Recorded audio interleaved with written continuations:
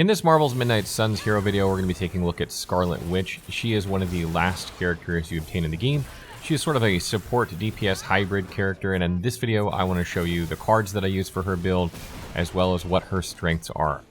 So the first thing to know about Scarlet Witch is that she is a character who focuses primarily on AoEs. These are abilities that target multiple enemies or multiple players, so you're going to want to make best use of that if you want to utilize her specialty. That being said, let's take a look at Unleashed. This is the first card that I have in her deck. This effectively increases the area of effect of her abilities by 40% for 2 turns. It gives her some heroism, and you can modify it to have other effects. The best one, I think, is drawing a Scarlet Witch card, so that after you boost her AoE size, hopefully you'll draw an AoE that you can then apply. Why this card is so important is that you have so many AoEs between Hex Field, Hex Mark, and Detonate, so you want to increase the size of those so they hit more targets, allowing you to get more effect out of those abilities. So this should be the first thing that you cast. Hopefully you draw one of those AoEs and then you play it. The next card we're going to take a look at is Hex Mark. This applies the marked status effect to all enemies in the area for 2 turns. Once you've upgraded, this becomes 3 turns. It also provides you with a good amount of heroism, and you can modify this ability. But why this is important to play second is you want to use Unleash to increase its area of effect, and then play this on targets so that once you defeat them, your turn card plays. Targets that have been marked will refund the card play if they die, no matter which ability you use to kill them. It's important, though, that you mark at least some characters or enemies on the battlefield that aren't minions. And the reason for that is you can refund minion kills with quick attacks most of the time because they're just 1 attack. So that's not hard to do. But you want to be able to mark targets that aren't going to die in 1 hit, maybe a couple that do, so that way if you use something like Hex Field or another AoE like Detonate, and some of those minions die, but those big characters don't, you'll still refund the card play, and those characters will be weakened, and then you can finish them off on the next card play. Hopefully, if they're marked, then you'll get that card play back, and it sort of snowballs into one long turn. Also note that once you mark targets, other characters from your team can damage them and wipe them out with their AoEs or their regular attacks as well to keep the turn going. So this really helps her support her team, because maybe she's not the primary damage dealer, and she won't be most of the time. So you have somebody like Blade in there who can wipe out enemies, or maybe Captain America does, or whoever you have in your group, maybe Iron Man. Take advantage of all those marked targets.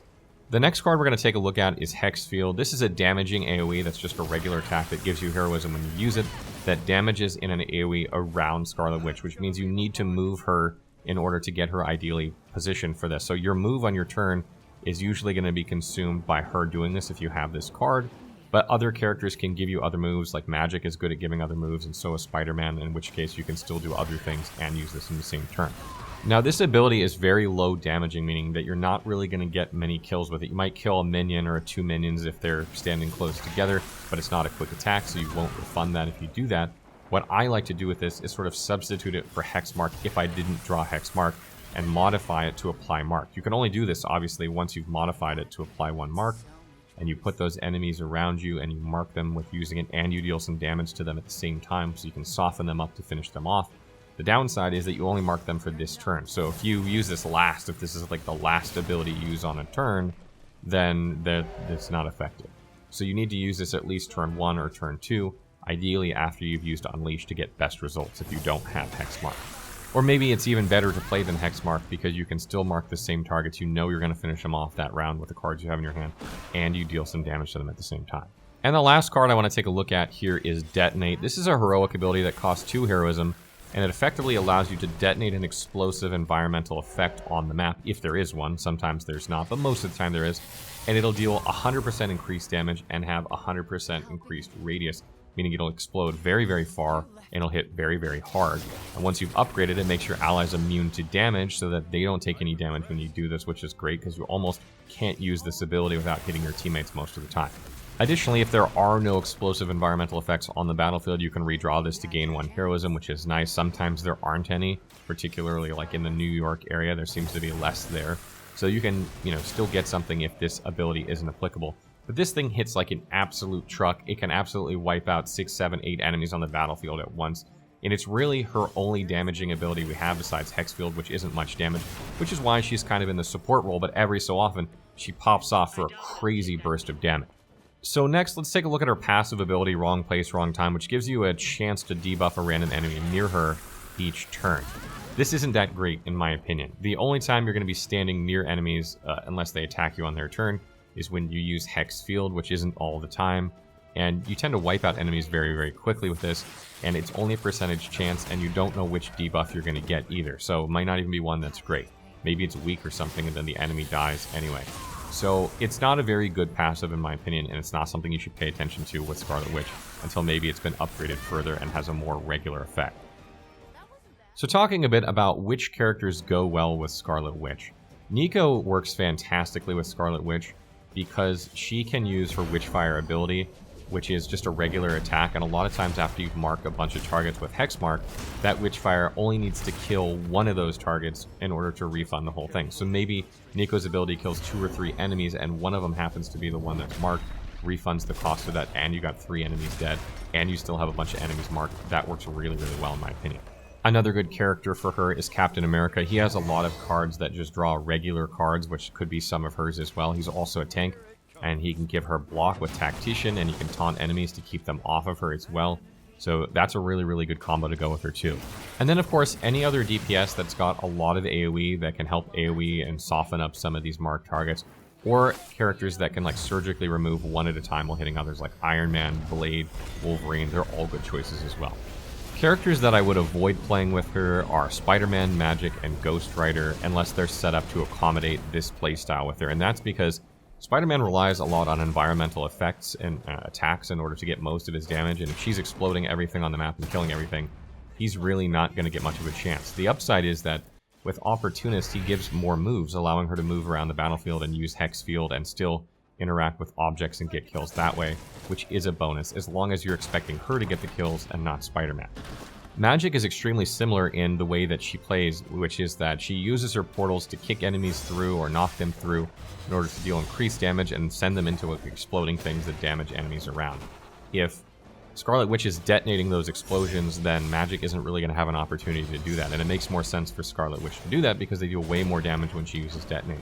So there's a conflict there, but also Magic can give moves with some of her attacks.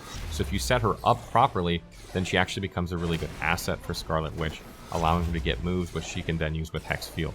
And lastly, Ghost Rider needs to kill things a lot in order to build up his souls, to increase his health, to increase his damage.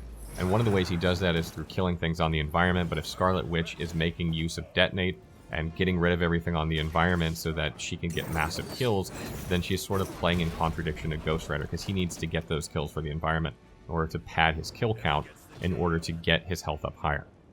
So that wraps up our Scarlet Witch guide. There are, of course, other AoEs you can use that fit into this playstyle with buffing our AoE radius and taking, making use of those AoEs. So use those if you want. These are the ones that I like.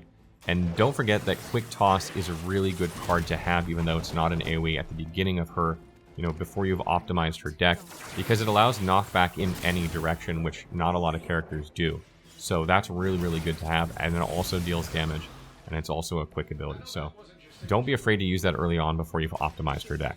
If you guys have any questions, please leave them in the comments, or if you have other tips for other players, it's something that I missed, leave them there as well. And we also have her legendary puzzle solve here, so if you need that in order to get her legendary or struggling with that, watch on to see that.